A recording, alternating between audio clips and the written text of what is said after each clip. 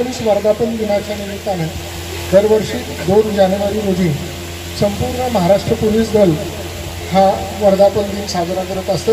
यावर्षीचा वर्धापन दिन 2 जानेवारी ते 8 जानेवारी याचा हा सुरुवातीचा कार्यक्रम, याचं उद्घाटन व्यासपीठावर उपस्थित माननीय धराडे सर IGP कोकण परिक्षेत्र यांच्यासोबत उपस्थित आमच्या जिल्ह्याचे प्रमुख पोलीस अधीक्षक बाळासाहेब पाटील, आमचे SDPO बोईसर आणि उपस्थित सर्व माझे अधिकारी वर्ग, अंमलदार तसेच उपस्थित विद्यार्थी मित्रांनो, आजच्या ह्या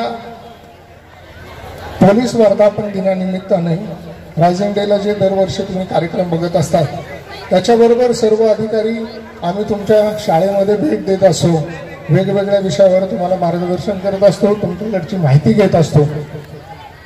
आपल्या शाळेमध्ये असे अनेक कार्यक्रम झाले, परंतु आज तुम्हाला एक वेगळा अनुभव मिळाला असेल। या ठिकाणी तुम्हाला शस्त्राचं प्रदर्शन पाहायला मिळालं, शस्त्र कसे पोलीस वापरतात त्याबद्दल माहिती मिळाली।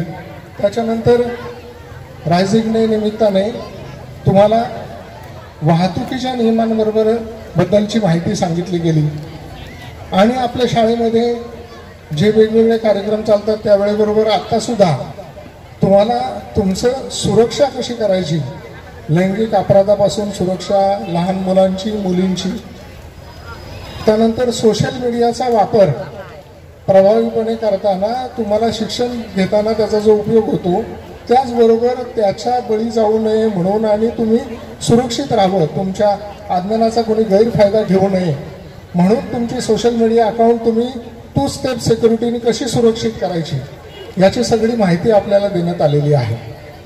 यापुढे देखील आम्ही अशी माहिती आपल्यापर्यंत पोहोचत राहू। पोलीस ठाण्याचं कामकाज कसं असतं याची माहिती आपल्याला मिळालेली आहे। पोलीस ठाण्यामध्ये तक्रार निवारण कक्षामध्ये आपण ठाणे अंमलदार यांच्याकडे तक्रार देत असतो, त्याच्यावर आमचे तपास पथक, तपास अधिकारी तपास करतात, आरोपींपर्यंत पोहोचतात, दोषी आरोपींविरुद्ध पुरावे जमा करतात, त्यांच्या विरुद्ध दोषारोपपत्र कोर्टात सादर होतं आणि त्याच्यानंतर आरोपीला शिक्षा होते। या सगळ्या प्रोसेसमध्ये पोलीस सर्व प्रकारची मेहनत करतात आणि त्यामध्ये सामान्य लोकांचाही सहभाग असतो। आपल्याकडून काही माहिती मिळते, त्या भूगोल माहितीच्या आधारे, गोपनीय माहितीच्या आधारे बऱ्याच वेळा आम्ही आरोपींपर्यंत पोहोचत असतो आणि त्यांना शिक्षा देत असतो। तर अशा पद्धतीने तुम्हाला जेव्हा जेव्हा कोणती माहिती मिळते तेव्हा निशंकपणे, आता तुम्ही पोलिसांच्या सोबत आला, पोलिसांसोबत राहिला, त्यांच्याकडनं माहिती घेतली, तुमची मैत्री झाली, असंच तुमच्या शाळेमध्ये वरच्यावर पोलीस काका, पोलीस दीदी येत असतात आणि आमचे अधिकारी येत असतात, अंमलदार येत असतात, तर त्यांना तुम्ही निसंकोचपणे तुमच्या तक्रारी सांगा।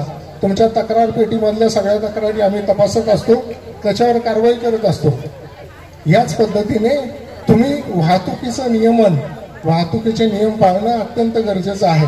लायसन्स शिवाय कोणीही वाहन चालवायचं नाही, हेल्मेट घालणं, सीट बेल्ट लावणं आणि सिग्नल पाळणं, अशा प्रकारचे जे वाहतूक नियम मला सांगितले असं कोणी पाळत नसेल तर त्यांच्या वाहनावर, त्यांच्या गाडीमध्ये बसायचं नाही, असं जर तुम्ही तुमच्या पालकांना सुद्धा सांगितलं तर नक्कीच आपलं वाहतूक नियमन आणि नियम पाळण्याचं प्रमाण हे अत्यंत मोठं होईल।